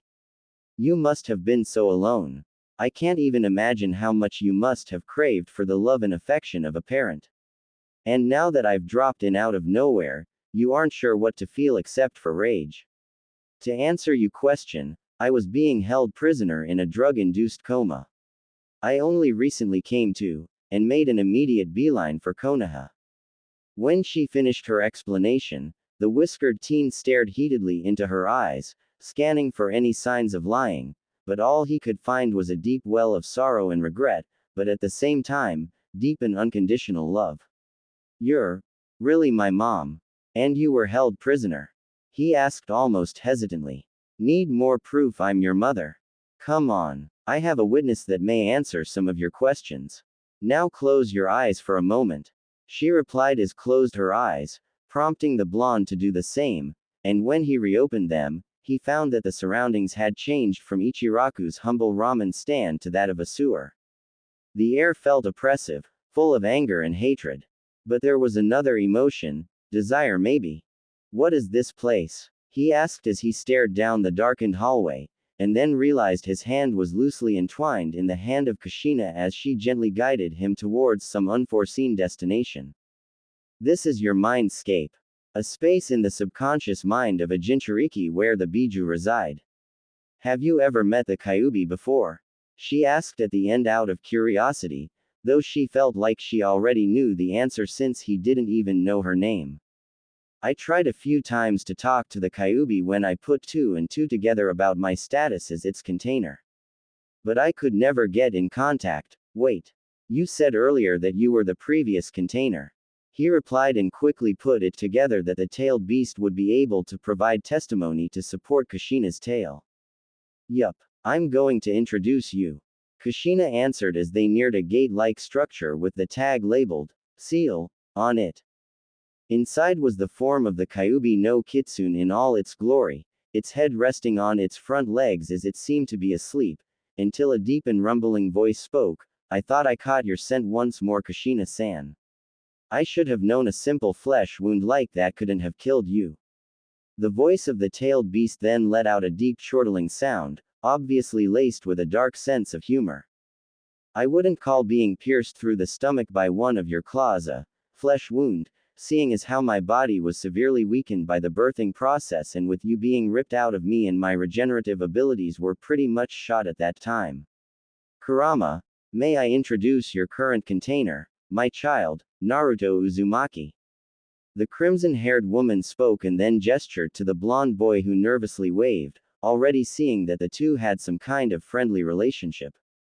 "I see. Welcome, Kit. I am Kurama. You have my blessing to grovel at my feet and worship me." The beast spoke, its deep voice making it difficult to tell if it was joking or not. Though it was obvious the beast had a high opinion of itself. "Kurama, we've talked about this. Your voice tends to throw people off in your bestial form." Kushina spoke with a sigh, gesturing at the Biju's large-sized body to emphasize her point, making a small sweat drop form on the fox as it sighed in some annoyance. "Very well then. But I shall freely admit, your soft and squishy human forms fail to capture my true glory, and they are far too cramped for my liking." The fox grumbled as it was then engulfed in a bright flash of light. When the human's eyes cleared, Naruto gawked when he spotted a woman with gold and crimson hair, giving it a flame-like appearance. Her skin was a dark caramel color with the same whisker marks on her own cheeks with two fangs jutting from her upper lip, and her body was that of a perfect hourglass frame and a bust that could put a certain busty Sanin to shame, and there were 9 swishing rust-orange fox tails behind her. For clothes she wore a simple black kimono with a crimson sash and she wore no footwear. Overall, Kurama's human form could best be described as exotic, bestial, mature, and dignified. The air around her consisting of grace and poise, like a noble or a priestess. She blinked her dark crimson eyes a few times and then spoke, I despise this utterly hideous form. How do you humans stand to walk on two legs? This is completely undignified. Though Naruto-san seems to approve of it, he must have severely low standards. The Kyuubi no Kitsune spoke, pointing out the fact that the blonde was visibly ogling her form. In spite of your opinions, Kurama, many would find your human form to be very attractive. And it seems my son is no exception. But enough about that. I came here for two important reasons. Kurama, would you please support and cooperate with Naruto-kun as you did with me? And would you please help show yours and my memories of that fateful night? Kushina asked with a warm smile, though Kurama knew all too well that one doesn't say no to Kushina. Ever. Very well. But as usual, my services won't be for free. Now, both of you grab a hold of one of my tails. Fair warning to you, Naruto-san, this will not be a pleasant experience for you. Kurama warned the blonde as two of her fox tails extended towards both him and Kushina through the bars of the kitsune's prison. With a slow nod, he grabbed onto the tip of the tail, and then felt his whole body freeze up as he witnessed the events of his own birth.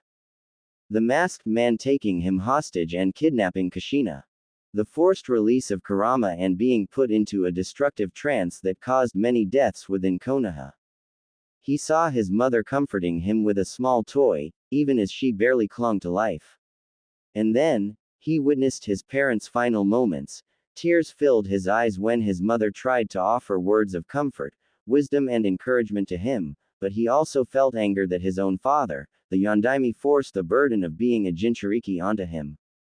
Though to be somewhat fair, they didn't have very many options as time was running out and they were both running on fumes at that point. And finally, from his own eyes, he saw the forms of Anbu in blank masks carrying the body of his dead mother away. By now, it was obvious that Kushina spoke the truth. I see. So that's what really happened. At first, I wanted to be angry at you, to blame you for not being around to raise me, but I can't anymore. It wasn't your fault you were taken. I can't hold you at fault when you didn't do anything wrong. I just wish you could have woken up a lot sooner. Naruto spoke as he rubbed away some tears in his eyes, with Kurama watching on stoically while Kushina had a downcast look on her face. The Uzumaki woman then pulled her child into a warm embrace and replied, "Me too. I would give anything to be able to turn back the clock and change the events of that night. But even that is beyond my power. I was never able to be your mother. At least not for the long term, but may I still be a part of your life. We can still be friends, and I promise to support you unconditionally, doing everything I can to make amends." At her words, he returned the hug, wrapping his arms around her as he answered, "I'd like that. At least, now I know you never abandoned me. You were taken. The people who took you, the guy in the mask, they're the ones to blame for everything that went wrong with my life." Naruto spoke at the end with some anger in his voice. "I already know who kidnapped me, and I shall be taking care of him soon enough. But still, the masked man is somewhat of a mystery. Only one Uchiha in history has been able to control Kurama. Oi, Kurama, was that guy in the mask really Madara Uchiha?" The evil Uzumaki asked with a raised eyebrow, since that question had been bugging her for some time now. Doubtful. His Sharingan was pretty strong, but his chakra lacked the same intensity as Madara. Not to mention the man in the mask smelled differently. He smelled wrong, corrupted, like rot. His scent both invoked some familiarity and much anger. But no, I sincerely doubt that was actually Madara himself. Kurama replied as she slowly blinked her eyes, a frown on her face suggesting that the very mentioning of Uchihas, especially Madara, put a bad taste in the kitsune's mouth. "I see. An imposter then. Naruto-kun, why don't you stay here and bond with Kurama? We can talk more later, and I have lots of things to take care of." Kushina spoke and patted her son on the head as she gently broke their embrace together. "Right. You mentioned that you know who took you. And bond with her?" Naruto asked at the end, glancing over to the kitsune who seemed to be staring down at him like he were a roach. Yes. Bond. Take it from me, it is far better to cooperate with your tenant than treat her with disdain. Kurama's not a bad person, but certain life experiences and dealings with humankind has left her bitter and jaded. So, do try and get along. With that said, Kushina vanished in a flash of light, leaving her son alone with the Biju. Allow me to make this clear, if you wish for my cooperation and services, you must provide some accommodations. The kitsune spoke bluntly as she lowered herself to the floor and gracefully sat on her knees. The whiskered teen turned towards her and rubbed his head a bit in confusion. What kind? You're kinda stuck in my mindscape, so there's not that much I can do. He replied, making the Biju shake her head in annoyance. Very well. For a start, I demand a more visually pleasing home. This sewer setting is exceptionally depressing. She responded, gesturing out towards the darkened halls where the sounds of water dripping could be heard. Oh, right. I see your point. How about this? If this is my mind, I can set the rules right. What if I gave you permission to make whatever changes you want in here? The blonde asked, hoping his offer might help get in the kitsune's good graces. However, her face was rather difficult to read since it seemed to show very little emotion. But then a small smile graced her lips as she replied, I accept your generous offer. At least this way, I can change and decorate according to my own tastes. I may soon grow to tolerate your presence more. And if you continue to please me, I would happily accept you as my slave. At that last statement, the blonde couldn't help but sweat drop a little bit. Not entirely sure if being enslaved to the Kyuubi would actually be a good thing. Now then, let's see about changing this dreary sewer. Kurama spoke as she clapped her hands, and then the scenery changed to nothing but a white void to erase everything in sight and to provide her with a blank canvas to play around with. Real world. Ichiraku's. Kushina's eyes fluttered open as she awoke in the real world again, with the Ichirakus themselves standing behind the counter as they had patiently waited for her awakening. The crimson-haired woman smiled and spoke, thank you for your time and patience. I shall be leaving you so you may continue your business as normal. I'll come by later to settle my bill. At her words, the father and daughter pair nodded in appreciation as Kushina scooped up the seemingly asleep form of her son and carried him outside, only to be met by the waiting form of Anko Mitarashi. Yo, I knew you were back. Ichiraku's wouldn't let me in, so I decided to wait. Were you doing that Biju meditation thing with Naruto-kun? The purple-haired woman asked with a cheeky grin. I did. Sorry if I kept you waiting. The evil Uzumaki apologized and gave a sheepish smile, rubbing the back of her head. The snake user then gently retrieved Naruto from his mother's grip, held him close in her arms. Ah, don't worry about it. How'd it go with Naruto-kun? The snake mistress asked as she comfortingly rubbed the boy's back, planting a soft kiss on his cheek. He was angry at first. But once I showed him the memories pertaining to that night, he came to an understanding. The quick version is that a Sharingan user in a mask sabotaged the resealing process after Naruto-kun's birth. Then once Kyuubi-san was sealed into my son, I was kidnapped and held prisoner in a coma. The evil Uzumaki answered, summarizing the reason she vanished to her former pupil. That explains a lot actually, since your body was never found. Anko remarked with a frown. She then sighed and asked her mentor, so what now? You coming back with me to my place? The crimson-haired woman looked towards the Hokage Tower and replied, no. It won't be very long until word spreads about my return. I need to tie up some loose ends before they slip away. Anko-chan, there anything I should know since I have only recently returned? Anko thought for a moment as she cupped her chin and then answered, yeah.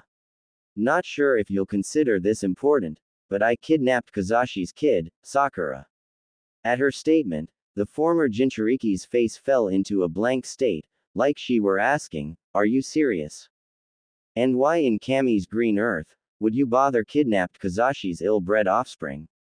Kushina asked, feeling that was a waste of time and effort.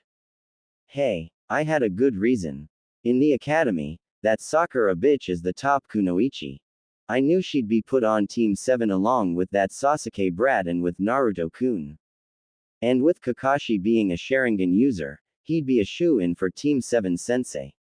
So I removed Sakura from the equation, and with her gone, Team 7 would be incomplete and I could freely take Naruto-kun as an apprentice without fear of losing him to some incompetent and lazy-ass teacher. Not to mention, Sakura was known to have been abusive to poor Naruto-kun during his time at the academy. Anko explained, prompting her teacher to nod in understanding. I see. After Kakashi's failings during the war, and his lack of growth as a person and a ninja, I wouldn't trust him with my son either. Come to think of it, your kidnapping of the girl might help me get one over on Kazashi and humiliate him. Take Naruto-kun home, I have a council meeting to attend. By the way, is this Sakura girl attractive? Kushina asked at the end out of curiosity. The Dango lover rolled her eyes a bit and replied, she's not exactly hideous, but she's not a head-turner either. She's really lacking in body proportions. Likely due to dieting and lack of kunoichi training. She's being held at the usual place. At this, the crimson-haired woman adopted a thinking pose and then nodded as if she had reached a decision. She then departed towards the Hokage Tower, leaving Anko to take the blonde boy to her apartment. He would need his rest before the Genin exams tomorrow. And with Kushina herself back in Konoha, there was absolutely no way she would accept the teacher's bias towards the whiskered teen. Konoha Council Chambers. Hiruzen sat down quietly as the members of the various councils gathered, whispering amongst themselves as to why this meeting was called, and so far, only Inoichi was privy to the details since he scanned the head of Fuyamanaka, who was confirmed to be a direct subordinate of Danzo. The War Hawk being guilty of conspiracy, clan genocide, kidnapping, illegal experimentation, and a number of other charges that rivaled if not surpassed Orochimaru's listed crimes. And Kazashi was obviously aware of Kushina's return but seemed to have kept quiet on the subject, likely out of self-preservation. The Sandaime was sure to keep a very close eye on his old rival, and even had a number of Anbu hidden throughout the chambers if things got out of hand. Sensing the presence of one of his Anbu approaching, he turned slightly and saw Neko leaning over to whisper into his ear, "She has arrived," prompting the aged Hokage to nod as he banged his gavel, calling for the attention of the councils. Ladies and gentlemen, thank you for your patience. I called this emergence meeting for two very important reasons. Firstly, I am pleased to announce that I am now stepping down as Hokage, and I shall be shortly introducing to you the new Godime. Hiruzen announced, earning a series of claps from the councils, excluding Danzo and Kazashi. The latter of which seemed to be paling until he was as white as a sheet, already guessing who the Godime would be, and the pink-haired man's torment brought a feeling of satisfaction to the Sandaime. The second reason is that due to newfound evidence, we can now expose a traitor in our midst. Danzo Shimura, I name you as the traitor. Hiruzen announced, pointing an accusatory finger at the form of the War Hawk, causing all eyes to turn that gaze at the so-called cripple. Me, Hiruzen, what evidence could you possibly possess? The founder of Root asked with a smug expression, though he knew that he wouldn't have been so openly accused if Hiruzen didn't have something solid. With a snap of the Hokage's fingers, Inoichi reached under the table for a moment, and then placed a large container on the table for all to see. The floating head of Fuyamanaka visible through the glass window. There's my evidence. Inoichi has already gone through your subordinates' memories. We know everything now. The orphanages you own to continue a fresh supply of recruits, the experiments on your mutated arm and the implanted Sharingan eye, your involvement in destroying the entire Uchiha clan instead of the guilty few, your dealings with Orochimaru. All of it. You're finished, Danzo. And by the power vested in me as the Sandaime, I hereby pass the means of execution to the new Godime. Hiruzen announced coldly, his face hardening into a steely mask which lacked any emotion. Before Danzo could even open his mouth, a rust-covered blade pierced through his stomach and in one swift motion, his bandaged and mutated arm was ripped clean out of its socket and tossed onto the table. From behind Danzo's seat emerged the form of Kushina Uzumaki, who was grinning widely at her entrance, and at finally being able to gut the war hawk. Evening, Mr. Gloomy Gus. Did ya miss me? My sword certainly didn't. You. Danzo choked out as blood began to spill from his mouth. Yup. Me. Was Kushina's curt response as she grabbed the old man by the throat and chucked him onto the table, making a loud thudding noise as she sidled up next to the war hawk's form and pulled out a kunai with a flick of her wrist. If I remember correctly, I promised that if you ever interfered with me or my family, that I'd rip your guts out. Well, time to pay the piper, old man. With her intent made clear, Kushina plunged the kunai into the wound left behind by her sword, and then dragged the kunai downward to cut open Danzo's belly. The crimson-haired woman then grabbed at the ribcage and pulled it apart with one strong tug, making a loud snapping noise. Contrary to what a lot of people may think, the human body has a lot more guts than you'd think. So it can take a while to pull it all out. Kushina spoke in a casual manner and then started to dig her hands around in her current victim's belly and started to pull out the intestines and tossed them in the space between the root leader's legs. The scene made numerous members of the civilian council turn green in the face before puking all over themselves or more mercifully passing out and fainting. Think of it like pulling out a long, wet and very squishy garden hose of some kind. The evil Uzumaki spoke as she continued yanking out the intestines, her hands, face, and clothes soaked in blood. All the while, Danzo writhed in pain as he was drowned in his own blood. With his mutated arm gone, there was only one means of escape. He'd have to use Shisui's implanted eye in his concealed eye socket to use Izanagi and escape. While he didn't want to lose the power of Shisui's eye, he didn't have any choice in the matter. He tried to focus chakra into the implanted eye, but then Kushina crushed it beneath her thumb. Oi, let's not have any of that overpowered Sharingan shit. You forget, I'm an expert in chakra sensory. I sensed that implanted eye from the jump. Felt familiar too. Did that one in your eye socket belong to that Shisui kid? Ah well, won't be doing you much good anymore.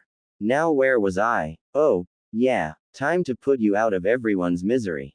The evil Uzumaki muttered as she grabbed some of Danzo's intestines and then looped it around his neck and tugged, now garroting him with his own guts. The aged war hawk reached out, his lone eye pleading for help, until his hand fell down and gurgling noises escaped his lips. Having finally died, and being freed from his gruesome end. With a content sigh, the blood-stained Kunoichi released the corpse of Danzo and smirked. With that done, she clapped her hands and began to speak. Enjoy the show, ladies, gents and vermin. Now then, time to move things along. As your new godime, I hereby announce that the civilian and elder councils are permanently disbanded. Earning a series of gasps from the groups who were going to be rendered defunct. You can't do that, Kazashi shouted in outrage, temporarily forgetting his fears now that his power and position were threatened. Oh no, try and stop me then. Kushina retorted with a grin as she brandished her rusty katana, making a come here motion with her finger, almost daring anyone to try. When no one stepped up, the evil Uzumaki continued to speak. I am aware that this village has been unkind to my son, whom you all must know as Naruto Uzumaki. So, if anyone continues to mistreat him, I'll see to it that punishment is duly handed out. And Kazashi, I was recently made aware that your daughter was very cruel to my son. As reparation, I'll be taking her as a slave for the Uzumaki family. What? My child? So you did have something to do with her kidnapping? I won't allow. The pink-haired man shouted, only to be cut off when Kushina placed the tip of her sword to his throat. Won't allow what? How about this then? I'll see to it that your daughter is released, free from harm. But in exchange, you must die by my hand. A life for a life, I think that's a fair enough trade.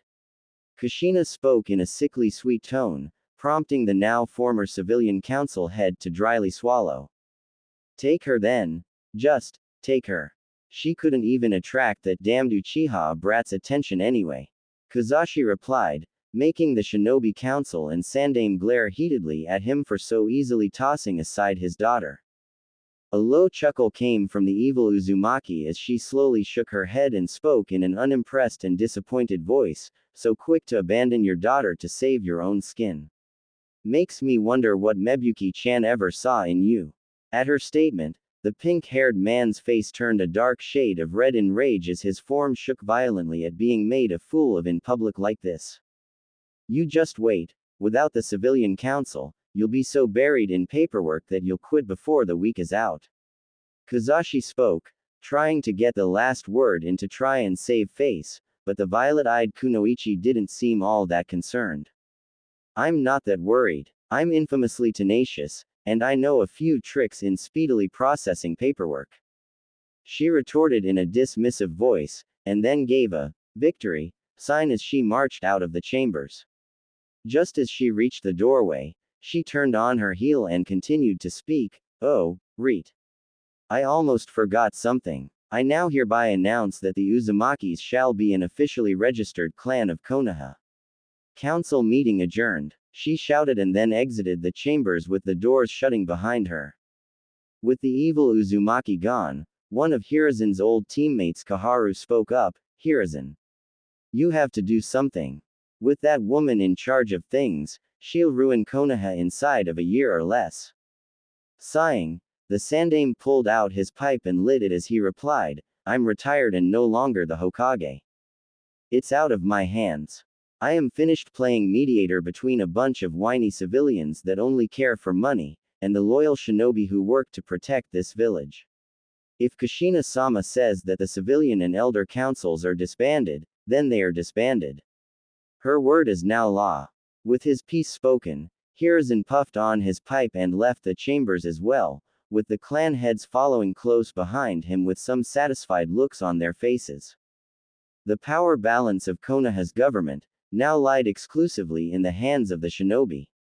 With the evil Uzumaki now returned, Konoha would not have to fear for another long-term war. In Kumo, Kushina was infamously known for castrating rapists, making Sandaime Raikage loyalists forever live in fear of her name. In Iwa, she was known as a boogeyman of sorts, a creature that supposedly devoured disobedient genin. In Kiri and the Land of Iron, it is every sword user's greatest dream and worst fear to cross swords with the evil Uzumaki. And in Suna, Kushina's wrath was known to be as scorching and unforgiving as the desert sun. With the new Godime Hokage in place, it would not be long until word spread around the elemental nations. And the leaders of those nations would come, begging for peace and mercy from the most dangerous kunoichi to ever live. And if they did not satisfy her, then they would be doomed to fall beneath her sword. End chapter 2. Bonus scene. Sakura's fate. Help. Please. I wanna go home. I want my mommy. Screamed the sobbing form of Sakura Haruno as she was currently hanging upside down, her face red from the blood flowing down to her head making her feel woozy. She tried struggling and kicking her bound legs, but only succeeded in making the chains keeping her suspended rattle and clank together. She heard a door open, making her gulp in fear, believing that the crazy snake lady was coming, but instead it was a woman with crimson hair carrying a rusty katana. Hey there, sunshine. The woman greeted, making Sakura sigh in relief at the prospect of being rescued. Thank Kami you're here. You have to get me out of here. That damned Anko woman kidnapped me. Sakura shouted and made her chains rattle again for emphasis, earning a chuckle from the stranger who shook her head, confusing the Pinkett. I don't have to do anything. Name's Kushina Uzumaki. I'm your new owner. The violet-eyed woman introduced herself with a sinister giggle, making the fangirl's blood run as cold as ice water. Owner? What do you mean owner? Sakura asked, in confusion. Instead of immediately answering, the crimson-haired kunoichi pushed a nearby button, making the Pinkett drop to the floor with a loud thud. The girl glared at her for a moment, but it melted away into a look of fear as the stranger approached a tool box sitting atop a stool. I held your daddy at sword point, and gave him to choice to sacrifice himself and set you free, or to save his own hide and let me keep you as a slave for my family. He chose to throw you right under the bus. Kushina answered as she pulled a small device from the box, the fangirl's heart sinking down in her chest at the news, though for some reason, it didn't actually surprise her. Wah! What are you going to do to me? The Pinkett squeaked out in fear, wondering what this woman had planned for her. The crimson-haired woman turned around, revealing the object in her hand to be a bottle cap opener as she approached. Well, before I put the slave seal on you, I was thinking of giving you a hands-on demonstration of what happens to people who hurt my son. Kushina responded with a humorless laugh, clearly about to take some measure of joy in what comes next. Your son, Naruto. Naruto's your kid. Then where the hell have you been? Sakura demanded, futilely trying to crawl towards the door, only to find a hand on her ankle, pulling her towards her soon-to-be master. In a coma, unfortunately. Now, how about we start with bending some things in ways they aren't meant to bend? And then we work from there. I think you might have more value as a slave than as a kunoichi. Kushina coldly responded and grabbed one of Sakura's fingers, placing it into the bottle cap opener, and then tugging upward, making a loud snap noise followed by the screams of the Pinkett. Kushina knew that it may take a while to properly train this girl, but with such a low tolerance for pain, she'll easily learn her place.